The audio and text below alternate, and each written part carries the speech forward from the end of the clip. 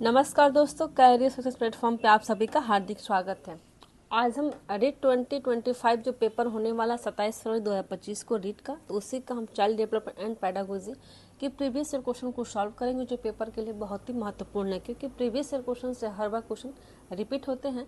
तो इसलिए आप जब भी रीड की तैयारी करें तो सबसे पहले ये है कि आप नोट्स को तैयार करें, उसके बाद ये प्रीवियस ईयर क्वेश्चन को सॉल्व करें और इसको प्रैक्टिस भी लगाएं, जिससे आपके लिए बहुत ही आराम और आसान हो जाएगा पेपर को सॉल्व करने का तरीका। कम समय में पेपर सॉल्व करने का तरीका यही है कि प्रीवियस ईयर क्वेश्चन को सॉल्व करें। तो देखते हैं आज के सेट का फर्स्ट क्वेश्चन देखते हैं। क्वेश्चन है कि 6 से 10 वर्ष की अवस्था में बालक रुचि लेना प्रारंभ करता है, कौन सा? ऑप्शन देखते हैं। ए है धर्म में, बी मानव शरीर में, सी यौन संबंधों में, डी विद्यालय में। तो इसका राइट हो जाएगा आंसर, आपको ऑप्शन हो जाएगा डी, विद्यालय में रुचि लेना प्रारंभ करता है 6 से 10 वर्ष की अवस्था में बालक। अब हम देखते हैं कि जो 6 से 10 वर्ष की अवस्था है, ये कौन सी अवस्था होती है? तो आपकी होती है बाल्यावस्था। बाल्यावस्था को भी दो भागों में बांटा गया है। एक है आपका पूर्व बाल्यावस्था, दूसरा हमारा है उत्तर बाल्यावस्था। पूर्व बाल्यावस्था होता है 2 से 6 वर्ष की अवस्था हो जाती है, और उत्तर होती है 6 से 12 वर्ष की अवस्था हो जाती है। तो ये अवस्था आपकी कौन सी हो गई? 6 से 10 वर्ष की, तो ये आपकी हो जाती है बाल्यावस्था। अब देखते हैं थोड़ा सा इसमें कुछ पॉइंट्स हैं जो पेपर के लिए बहुत ही महत्वपूर्ण है। इस उम्र में बच्चे कौशल सीखते हैं जो उन्हें स्कूली शिक्षा से जुड़े हुए काम करने में मदद करते हैं। इस अवस्था में बच्चे क्या है? कल्पनाशील बातें करते हैं। इस उम्र में बच्चे की तर्क शक्ति का विकास होता है।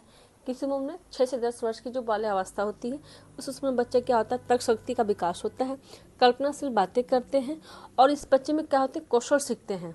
ठीक है, इन्हें स्कूली शिक्षा से जुड़े काम करने में मदद मिलती है। मतलब ये किससे जुड़े होते हैं? स्कूल से, मतलब विद्यालय से, शिक्षा से जुड़े होते हैं। ठीक है, तो इसका राइट होगा आंसर, आपको ऑप्शन रहेगा डी, विद्यालय में रुचि लेना प्रारंभ करते हैं 6 से 10 वर्ष की अवस्था में। आप देखते हैं नेक्स्ट क्वेश्चन क्या है। नेक्स्ट क्वेश्चन हमारा हो जाता है कि निम्न में से कौन सी पूर्व बाल्यावस्था की विशेषता नहीं है? ऑप्शन देखते हैं क्या है। दल समूह में रहने की अवस्था, बी है अनुकरण करने की अवस्था, सी प्रश्न करने की अवस्था, डी है खेलने की अवस्था। इसने पूछा कि पूर्व बाल्या की अवस्था की विशेषता नहीं है, मतलब पूर्व बाल्यावस्था कितनी वर्ष की होती है आपकी?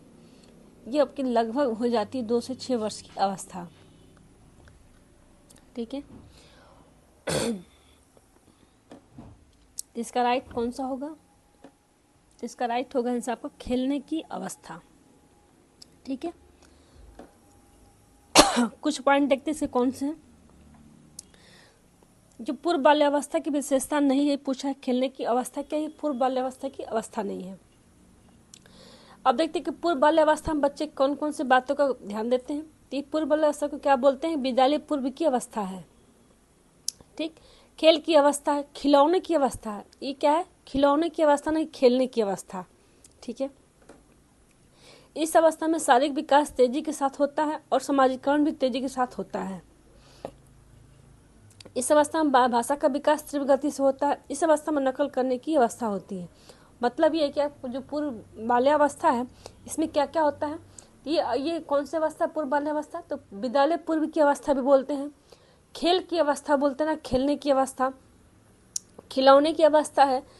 इस अवस्था में बच्चे क्या होता है? शारीरिक विकास बहुत तेजी के साथ होता है, सामाजिकरण भी बहुत तेजी के साथ होता है, और भाषा का विकास बहुत ही तीव्र गति से होता है।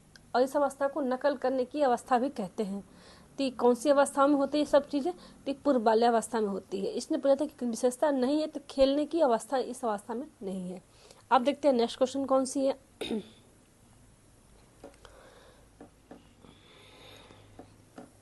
नेक्स्ट क्वेश्चन होगा हमारा ये, खिलौने की आयु कहा जाता है किस अवस्था को? ऑप्शन देखते हैं। ऑप्शन ए है पूर्व बाल्यावस्था को, बी है शैशवावस्था को, सी है उत्तर बाल्यावस्था को, डी है उपयुक्त सभी। तो खिलौने की आयु किसे कहते हैं? इसका राइट होगा आंसर, आपको ऑप्शन जाएगा ए, पूर्व बाल्यावस्था को क्या कहते हैं? खिलौने की आयु कहते हैं। ठीक है, अब देखते हैं कि इसके बारे में कुछ पॉइंट जो पेपर के लिए बहुत ही महत्वपूर्ण है। तो जो पूर्व बाल्यावस्था है, इस अवस्था में बच्चे का विद्यालय पूर्व की अवस्था होती है, खेल की अवस्था, खिलौने की अवस्था होती है। शारीरिक विकास बहुत तेजी के साथ होता है। सामाजिकरण भी बहुत तेजी के साथ होता है। इस अवस्था में भाषा का विकास ही बहुत तीव्र गति से होता है और इस अवस्था में नकल करके बच्चा सीखता है। कौन सी अवस्था में? पूर्व बाल्यावस्था में। अब देखते हैं नेक्स्ट क्वेश्चन क्या है। क्वेश्चन है कि उत्तर बाल्यावस्था में बालक की भौतिक वस्तु के किस आवश्यक तत्व में परिवर्तन समझने लगते हैं? ऑप्शन ए द्रव्यमान, बी है संख्या, सी है द्रव्यमान एवं संख्या, डी द्रव्यमान संख्या और क्षेत्र। इसका राइट होगा आंसर आपको ऑप्शन हो जाएगा डी द्रव्यमान संख्या और क्षेत्र। क्या है? उत्तर बाल्यावस्था में बालक भौतिक वस्तु को इस प्रकार से परिवर्तन समझने लगते हैं। अब देखते हैं कि उत्तर बाल्यावस्था में बच्चे कौन कौन से होते हैं। प्रक्रिया, इसी उत्तर बाल्यावस्था को क्या बोलते हैं? एक अनोखा काल भी कहते हैं उत्तर बाल्यावस्था को। इस अवस्था को गंदी आयु, टोली, गिरोह या समूह की अवस्था भी कहते हैं उत्तर बाल्यावस्था को। ये कितने वर्ष की अवस्था होती है? ये 6 से 12 वर्ष की अवस्था होती है। इसे तार्किक चिंतन की अवस्था भी कहते हैं। इस अवस्था में मूर्त अनुभव से बच्चा सीखना पसंद करता है। इस अवस्था को उपद्रवी अवस्था, मिथ्या परिपक्वता, परिपाक काल भी कहते हैं। ये मिथ्या परिपक्वता ही बहुत ही इंपॉर्टेंट, बार बार पेपर में क्वेश्चन आता है। कैसे कौन सी अवस्था है जिस अवस्था को हम मिथ्या परिपक्वता अवस्था कहते हैं?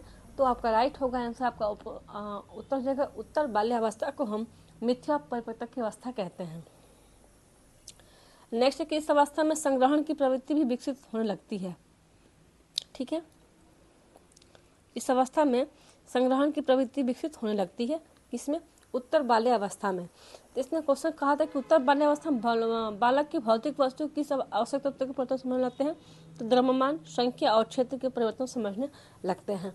उत्तर बाल्यावस्था को एक अनोखा काल भी कहते हैं, टोली, समूह या गैंग एज भी कहते हैं, समूह अवस्था। इस अवस्था में बच्चे का तार्किक चिंतन अधिक हो जाता है। मूर्त अनुभव से बच्चा इस अवस्था में सीखना पसंद करता है। इस अवस्था को मिथ्या परिपक्वता या परिपाक काल भी कहते हैं। उपद्रवी अवस्था भी कहते हैं उत्तर बाल्यावस्था को। और संग्रहण की प्रवृत्ति विकसित होती है उत्तर बाल्यावस्था में। जैसे कुछ ऐसे पॉइंट्स जो पेपर में बार बार पूछे जाने की पूरी संभावना है। ठीक है, अब देखते हैं नेक्स्ट क्वेश्चन क्या है हमारा।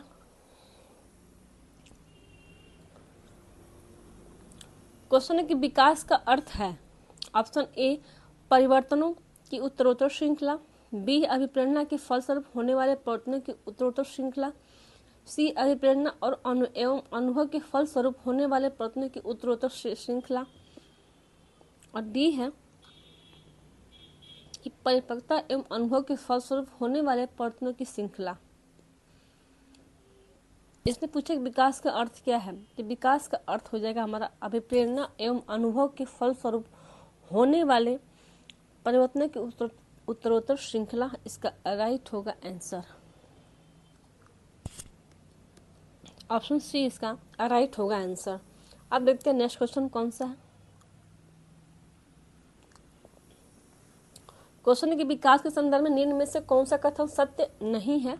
किसी भी ऑप्शन में आपको नहीं दिखा या कुछ भी नेगेटिव पॉइंट दिखा तो आप सर्किल करने के बाद से ऑप्शन को पढ़ें तो आंसर देने में आपको बहुत ही आसानी होगा। इसने पूछा कथन सत्य नहीं पूछा है, तो हम देखते हैं कौन सा होगा। ऑप्शन दिया ए विकास की प्रत्येक अवस्था के अपने खतरे हैं, बी विकास उकसाने और बढ़ावा देने से नहीं होता, सी विकास संस्कृति प्रति से प्रभावित होता है, डी विकास की प्रत्येक अवस्था में अपनी विशेषता होती है। ये प्रत्येक अवस्था में विशेषता होती है, ये तो पॉजिटिव पॉइंट हो गया। विकास सांस्कृतिक प्रथाओं से प्रभावित होता है, ये भी बात सही है। विकास के प्रत्येक अवस्था में अपने खतरे हैं, यही बात सही है। लेकिन इससे पूछा कि विकास उकसाने और बढ़ावा देने से नहीं होता, ये बात सही है। इसने पूछा है कि नहीं, तो ये आपका राइट होगा आंसर, आपका ऑप्शन बी इसका राइट होगा आंसर। अब देखते हैं नेक्स्ट क्वेश्चन कौन सा है। क्वेश्चन है कि निम्न में से कौन सा विकासात्मक कार्य का उत्तर बाल्यावस्था के लिए उपयुक्त नहीं पूछा है। ऑप्शन ए सामान्य खेलों के लिए आवश्यक शारीरिक कुशलता सीखना, बी है पुरुषोचित और स्त्रीयोचित सामाजिक भूमिकाओं को प्राप्त करना, सी होगा आपका व्यक्तित्व आत्मनिर्भरता प्राप्त करना, डी हमें अपने हम उम्र बालकों के साथ रहना सीखने से पूछा कि उपयुक्त नहीं है। तो इसका राइट होगा आंसर, आपको ऑप्शन हो जाएगा बी इसका राइट होगा आंसर। अब देखते हैं नेक्स्ट क्वेश्चन कौन सा है।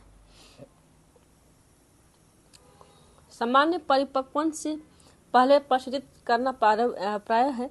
ऑप्शन है ए सामान्य कौशलों के निष्पादन के संदर्भ में बहुत लाभकारी होता है, बी कुल मिलाकर हानिकारक होता है, सी दीर्घकालिक दृष्टि से लाभकारी होता है, डी लाभकारी हो या हानिकारक हम पर निर्भर करता है कि प्रशिक्षण में किस प्रकार की विधि का प्रयोग किया गया है।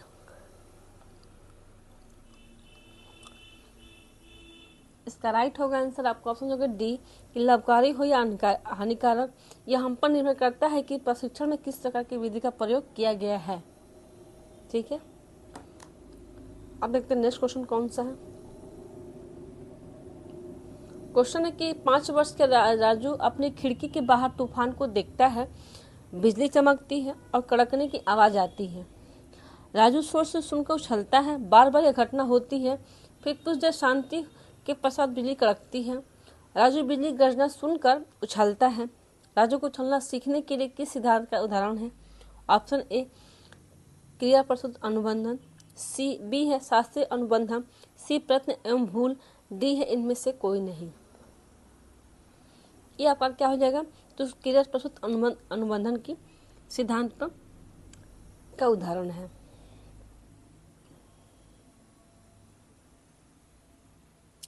सॉरी इसका राइट होगा आंसर, आपको ऑप्शन होगा बी शास्त्रीय अनुबंधन।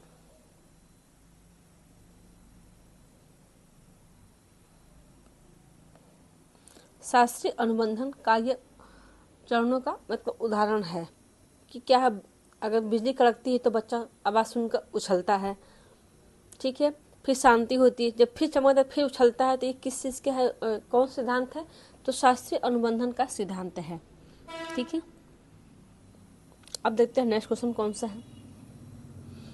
क्वेश्चन के सकारात्मक दंड का निम्न में से कौन सा उदाहरण है। ऑप्शन ए मित्रों के द्वारा उपहास, बी है मित्रों के साथ समय बर्बाद करना, सी मिनमेख निकालना बंद करना, डी है उपयुक्त सभी।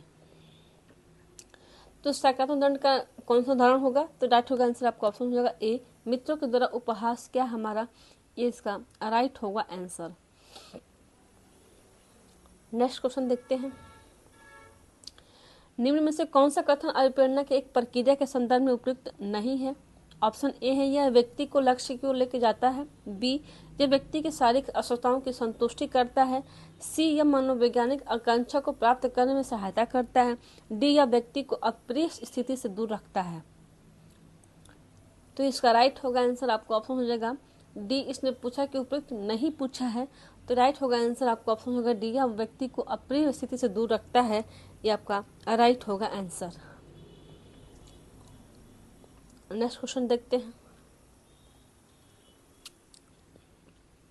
किसी उद्दीपन के निरंतर दिए जाने से व्यवहार में होने वाला अस्थायी परिवर्तन कहलाता है। ऑप्शन ए अभसतता, सी बी है अधिगम, बी सी अस्थायी अधिगम, डी है अभिप्रेरणा। तो इसका राइट होगा आंसर, आपको ऑप्शन हो जाएगा ए अभ्य सतता, इसका राइट होगा आंसर। ठीक है,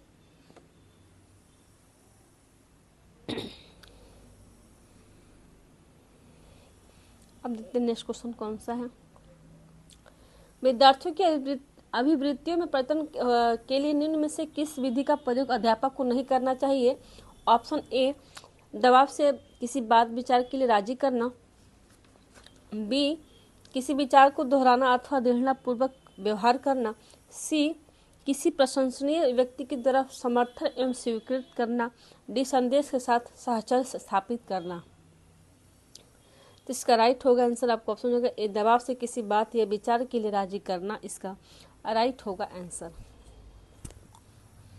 नेक्स्ट क्वेश्चन देखते हैं।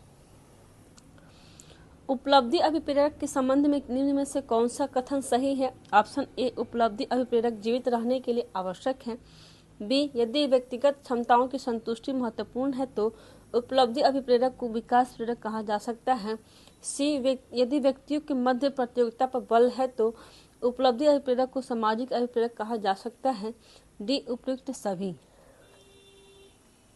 इसका राइट होगा आंसर, आपको ऑप्शन डी उपयुक्त इसका सही होगा आंसर आपका ऑप्शन डी, उपयुक्त सभी। नेक्स्ट क्वेश्चन है,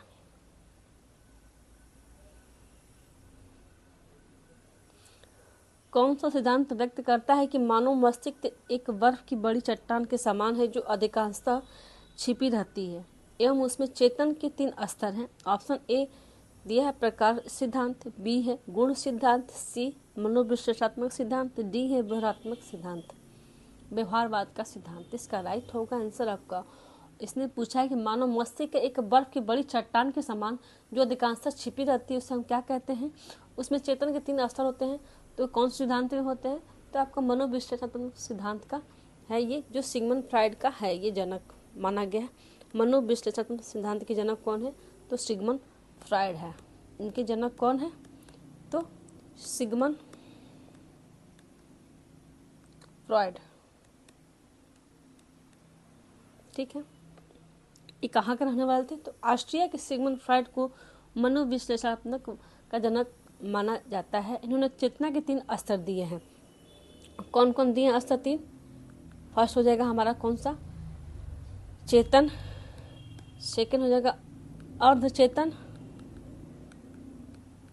और थर्ड हो जाएगा हमारा कौन सा, अचेतन। ठीक है, तो जो मनोविश्लेषणात्मक सिद्धांत के जनक कौन है, तो सिगमंड फ्राइड ने। सिगमंड फ्राइड ने 3 स्तर, चेतन के 3 स्तर दिए हैं। कौन कौन से, एक फर्स्ट हो जाएगा हमारा चेतन, दूसरा हो जाएगा आपका अर्धचेतन, थर्ड हो जाएगा अचेतन।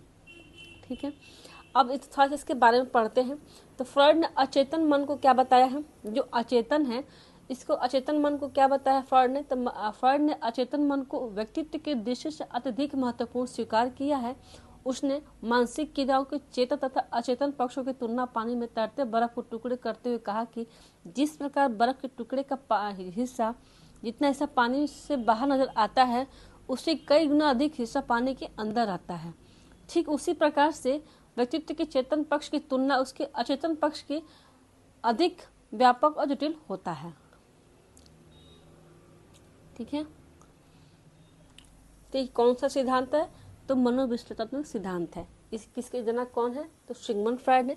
सिगमंड फ्राइड ने 3 स्तर दिए हैं चेतन के, कौन कौन से, फर्स्ट है चेतन, दूसरा अचेतन, तीसरा हमारा होगा अचेतन। ठीक है, अब देखते हैं नेक्स्ट क्वेश्चन कौन सा है। नेक्स्ट क्वेश्चन हमारा है, कुछ लोगों का कहना है कि जब बालकों को गुस्सा आता है तो वे खेलने के लिए चले जाते हैं जब तक कि वो पहले से अच्छा महसूस नहीं करते। उनके व्यवहार में निम्न में से कौन सा प्रतिरक्षात्मक तंत्र प्रतिलक्षित होता है, प्रतिरक्षा तंत्र, ये अलग है, प्रतिरक्षा तंत्र प्रचलित होता है। ऑप्शन देखते हैं, ए प्रक्षेपण, बी है विस्थापन, सी प्रतिक्रिया, डी है उदात्तीकरण। इसका राइट होगा आंसर आपका ऑप्शन होगा बी, विस्थापन कहते हैं। नेक्स्ट क्वेश्चन देखते हैं कौन सा है। क्वेश्चन है कि समायोजन से तात्पर्य स्वयं का विभिन्न परिस्थितियों में अनुकूलन करना ताकि संतुष्ट किया जा सके। ऑप्शन ए दूसरों को, बी उद्देश्यों को, सी प्रेरक को, डी की आवश्यकताओं को। तो इसका राइट होगा आंसर आपको ऑप्शन हो जाएगा डी की आवश्यकताओं को क्या करना है, संतुष्ट किया जा सके, किसके प्रति, तो समायोजन का तात्पर्य स्वयं की विभिन्न परिस्थितियों के अनुकूलन के द्वारा। नेक्स्ट क्वेश्चन देखते हैं। क्वेश्चन है कि निम्न में से कौन सा व्यवहार भावनात्मक बाधा को प्रदर्शित नहीं करता है। इसका राइट होगा आंसर आपको ऑप्शन होगा, ऑप्शन दिया हमारा। नेक्स्ट क्वेश्चन देखते हैं। क्वेश्चन है कि निम्न में से कौन सा व्यवहार भावनात्मक बाधा को प्रदर्शित नहीं करता है। ऑप्शन ए बाल अपराध, बी है भगौड़ापन, सी कमजोरों को डराने वाला, डी है स्वालीनता। तो इसका राइट होगा आंसर आपको ऑप्शन डी, स्वालीनता इसका राइट होगा आंसर। नेक्स्ट क्वेश्चन है,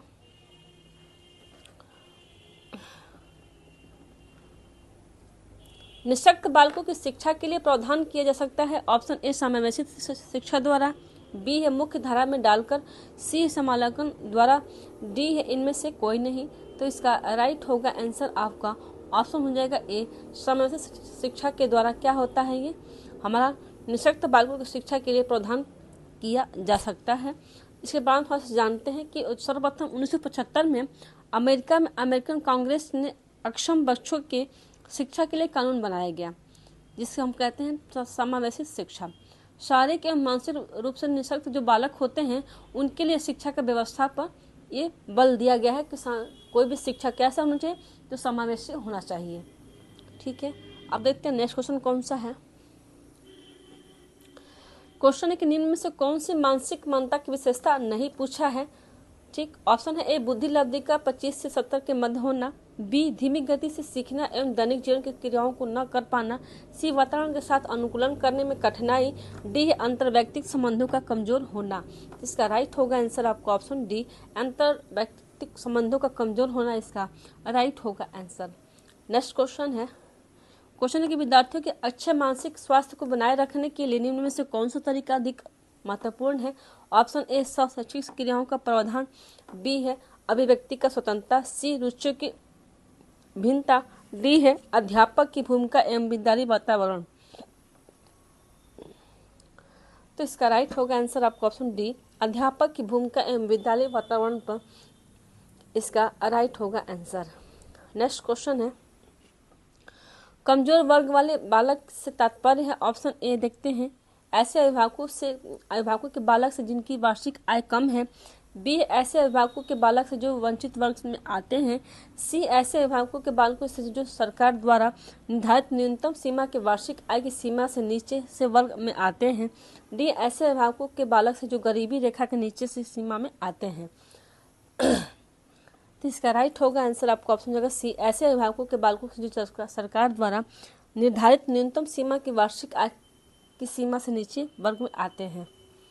नेक्स्ट क्वेश्चन देखते हैं। क्वेश्चन है कि शिक्षा का अधिकार अधिनियम 2009 में निर्दिष्ट किया गया है कि कक्षा 1 से 5 तक यदि प्रवेश दिए गए विद्यार्थियों की संख्या 200 से अधिक है तो विद्यार्थी अध्यापक आवश्यकता अनुपात होगा। ऑप्शन देखते हैं ए 30, बी है आपका 40, सी 45, डी है 50। तो इसका राइट होगा आंसर आपको कितना अनुपात होना चाहिए, तो 40 अनुपात होना चाहिए, मतलब 40 बच्चे पे एक अध्यापक। ठीक, नेक्स्ट क्वेश्चन देखते हैं। क्रियात्मक अनुसंधान के संबंध में निम्न में से कौन सा कथन सही नहीं है। ऑप्शन ए अध्यापकों एवं शिक्षा व्यवसाय से जुड़े लोगों के द्वारा किया गया जाता है। ऑप्शन बी के किसी विशिष्ट समस्याओं के समाधान के लिए किया जाता है। ऑप्शन सी व्यापक स्तर पर निर्णय लेने के लिए सूचना संकलन का कार्य इसमें किया जाता है। ऑप्शन डी के स्थानीय स्तर पर रोजमर्रा की समस्याओं के समाधान के लिए क्रियात्मक अनुसंधान किया जाता है। तो इसका राइट होगा आंसर आपको ऑप्शन सी। ठीक है, देखते हैं नेक्स्ट क्वेश्चन कौन सा है। क्वेश्चन है कि निम्न में से कौन सा कथन शिक्षण के बारे में सत्य नहीं बोला है। ऑप्शन देखते हैं ए शिक्षण में सुधार किया जा सकता है। ऑप्शन बी शिक्षण औपचारिक में एवं अनौपचारिक है। ऑप्शन सी शिक्षण विज्ञान के साथ कला भी है। ऑप्शन डी के शिक्षण अन्वेषण है। तो इसका राइट होगा आंसर आपका ऑप्शन हो जाएगा डी, शिक्षण क्या है, तो अन्वेषण है। ये आपका शिक्षण के बारे में सत्य नहीं है। नेक्स्ट क्वेश्चन देखते हैं। राष्ट्रीय पाठ्यचर्या रूपरेखा 2005 में गुणवत्ता आयाम शीर्षक के लिए के अंतर्गत अधिक महत्व दिया गया है। ऑप्शन ए बालकों के लिए संचित अनुभव एवं पाठ्यक्रम सुधार को, बी है अशिक्षित एवं अभिप्रेरित अध्यापक को, डी है सी है बालकों के लिए ज्ञान के संदर्भ में संचित अनुभव को, डी है भौतिक संसाधनों को। तो इसका राइट होगा आंसर आपका ए, बालकों के लिए संरचित अनुभव एवं पाठ्यक्रम सुधार को इसका महत्व दिया गया है। नेक्स्ट क्वेश्चन है राष्ट्रीय पाठ्यचर्या रूपरेखा 2005 में से किस परीक्षा संबंधी सुधारों को सुझाया गया है। ऑप्शन ए कक्षा 10 की परीक्षा ऐच्छिक, बी है विद्यालय शिक्षा की विभिन्न अवस्थाओं पर राज्य स्तर की परीक्षा संचालन, सी प्रतियोगी प्रवेश परीक्षाओं को ऐच्छिक, डी है उपयुक्त सभी। इसका राइट होगा आंसर आपका ऑप्शन होगा एक, कक्षा 10 की परीक्षा क्या होगा ऐच्छिक सुझाया गया है। 2005 रूपरेखा NCERT मतलब राष्ट्रीय पाठ्यचर्या रूपरेखा 2005 के अनुसार क्या किया गया, कक्षा 10 की परीक्षा को ऐच्छिक की गई है। नेक्स्ट क्वेश्चन है दबाव को कम करने एवं परीक्षाओं में सफल सफलता के लिए आवश्यक है। ऑप्शन ए कम अवधि की परीक्षाओं में अंतरण, बी विद्यालय शिक्षा की विभिन्न चरणों में परीक्षाओं का आयोजन, सी वार्षिक एवं अर्धवार्षिक परीक्षाएं, डी विभिन्न परिवेश परीक्षाओं के लिए विभिन्न एजेंसियों की स्थापना। तो इसका राइट होगा आंसर आपका ऑप्शन होगा ए कम अवधि की परीक्षाओं में अंतरण, इसका राइट होगा आंसर। नेक्स्ट क्वेश्चन है, मूल्यांकन का उद्देश्य है। ऑप्शन ए बालकों को धीमी गति से सीखने वाले एवं प्रतिभाशाली बालकों के रूप में लेबल करना, बी है जिन बालकों को उपचारात्मक शिक्षा की आवश्यकता है उनकी पहचान करना, सी अधिगम की कठिनाइयों एवं समस्या वाले क्षेत्रों का पता लगाना, डी है उत्पादक जीवन जीने के लिए शिक्षा की सीमा तक तैयार कर पाई है का पुष्टि पोषण करना प्रदान करना। तो इसका राइट होगा आंसर आपका ऑप्शन होगा डी कि उत्पादक जीवन जीने के शिक्षा किस सीमा तक तैयार की कर पाई है का पुष्टि पोषण प्रदान करना इसका मूल्यांकन का उद्देश्य है। प्राथमिक विद्यालयों में बालक के लिए निम्न में से किसे बेहतर मानते हैं। ऑप्शन दिया ए वीडियो अनुरूपण, बी है स्वयं के द्वारा किया गया अनुभव, सी प्रदर्शन, डी उपयुक्त सभी। तो इसका राइट होगा आंसर आपको ऑप्शन बी स्वयं के द्वारा किया गया अनुभव क्या है, तो प्राथमिक विद्यालयों के बालकों के लिए ये बेहतर मानते हैं। इस स्वयं के द्वारा किया गया अनुभव, बच्चा कोई चीज़ अपने आप से करके सीखेगा तो ज़्यादा अनुभव प्राप्त करता है। तो इसका राइट होगा आंसर आपका ऑप्शन होगा बी। आज का सेट यही समाप्त होता है। वीडियो को लाइक सब्सक्राइब एंड शेयर ज़रूर करें। Thank you.